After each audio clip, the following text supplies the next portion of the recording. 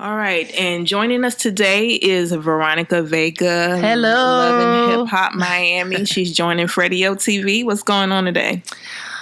Out here in the freezing cold in Atlanta. Nothing like Miami at all. Okay. Well, tell us about yourself and your experience so far with Love and Hip Hop Miami. Well, I was sought after to come on the show, and I thought that would be a great opportunity because it is my city, and I thought, why not do it? If you do want a representation of your city, why not be a part of it and let someone else tell the story? Why won't you tell the story yourself? But I'm an artist signed to Polo the Don, singer.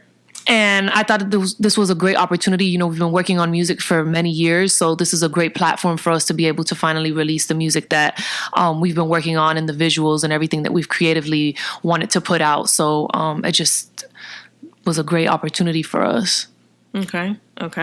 So as far as you working with Polo the Don, tell us about what you have coming out as far as new music and so forth. Well, I have a new single coming out in February, and I have an EP coming out in March. So look out for that. Okay. All right. So what kind of sound can we expect from you?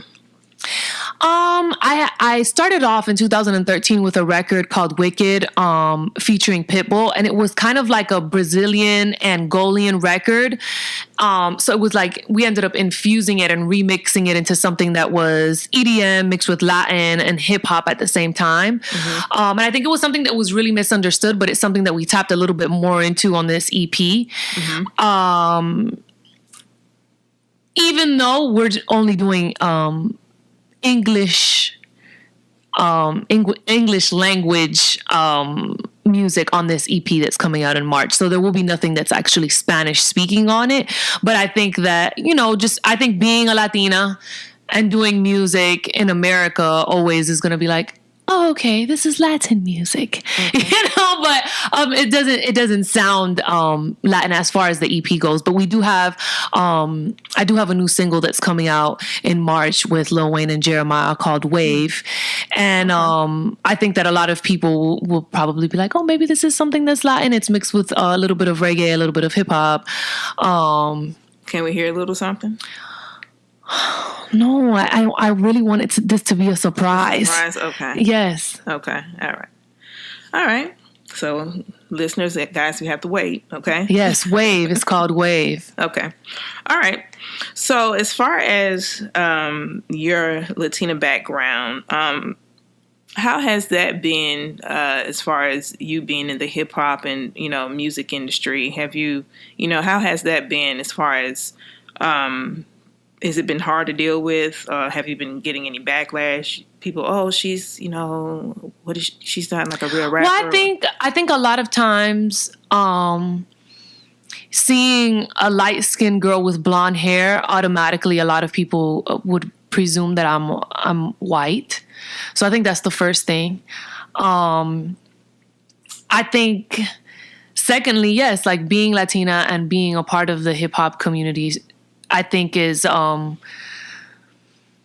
of always misplaced. And I think it's not accepted, I think, by the Latin community, and it's also not really accepted in the hip hop community or the American community more so. Because it's a blend of both. So it's not all the way hip hop and it's not all the way Latin music. And I think unless you feel like you identify with both, it's misunderstood. So unless you kind of like ride the middle, I think that the fans that I do have more than not are kind of in that same place where they feel like they identify with both. I think a lot of millennials that live in America identify with it, with just kind of being like, dang, my parents are from another country. I've listened to other type of music my entire life by listening to what my parents listen to, but I grew up in the United States and this is the type of music that they play here. And this is how I grew up in my neighborhood in America. And they like to listen to both. So to have artists that kind of bring it together, and I think millennials and then the younger generations are starting to do that more now. And I think it's going to start becoming more accepted. But I think I think for women in general, it's always a little bit more difficult and always less accepted, especially if you're over sexualized. I think that's the first thing that people see. But I also feel like, you know, if you're not over sexualized and you don't do certain things with your image, then you're also not accepted as well. And it's like, oh, well, you know, she's ugly. She's this. She's, you know. And I think that if you do too much, then it's like, oh my God, she thinks she's the shit. You know, so to be honest with you, to me, it doesn't affect me as much as I think that it at least sentimentally, the way that it may affect somebody else, because I really just love what I do. So I'm just happy to do it for whoever wants to listen or whoever wants to be a part of it. And I have no complaints. I mean, I feel like in anything that you do in life, you're always going to come across people who don't like something or people that do like something. But it has been a little bit of like a bumpy road to kind of like merge both things together for me as an artist. Yeah. Okay. Well, you definitely have a lot of people watching you. I was just looking at your social media and I seen that Funky Dineva was, you know, kind of praising you about, you know, what happened. Can you tell us about what happened in that whole I think it's a little bit too soon to say what actually happened. I think the story has to play out on Love and Hip Hop a little bit more. But basically, she was saying that she likes my attitude, basically, or my approach, and that she feels that the way that I do certain things is kind of from a fearless place. I think it's basically the translation or the way that I interpreted it by listening to it. But basically, she was just like, you know, there's a fearlessness in what you're doing without saying fearless. But she was like, you know, basically you act like you have the Cuban mafia behind you, and I mess with it. I think it's dope. I also think that you were telling Amara how it was. And I think that there's some truth to that too. And that's why I reposted it, because I think as women, not just as women, you know, as artists in general, because all artists go through it, but specifically as women, we come across men specifically that want to take advantage of a certain situation, or people telling you that your image is not what it's supposed to be, or people trying to change you just to say they changed you so they can have a one-up on you, or say they made you, or, you know, whatever it is. And I've faced so much of that growing up since I've been in the industry, since I was 15 years old. I've heard so many things that I should change, so many things that should be different. I don't think that it's like a lack of compassion and not being able to understand Amara, but I think it's more coming from a place of like, if this is really what you want to do and you want to be a superhero for your fans and you do want to represent for those people who you feel like don't have proper representation, then you have to throw it in that bag that you have in the back of you that has like a hole in the bottom of it, and you got to throw it in there and just keep on walking. You know what I'm saying? And I think, like I said, I think sometimes the way that I deliver information is very aggressive, and I think sometimes it could be misunderstood.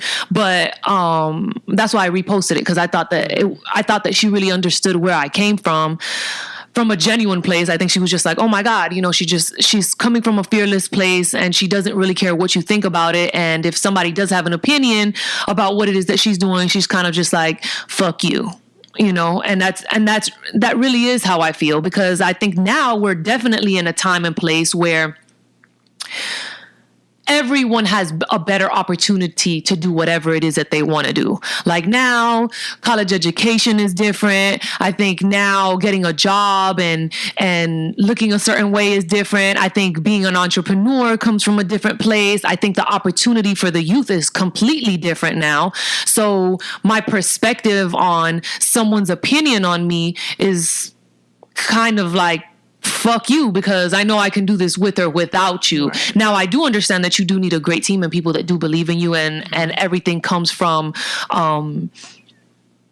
unity. Mm-hmm. But the people that are against you, they're just against you, and they cannot drag you or drown you or help you. You're just there and you're just watching. But I'm going to continue to do whatever I want to do. So I thought it was dope that she understood. And I also feel like there's so much like, I guess like backlash online about like the way that I approached the situation with her.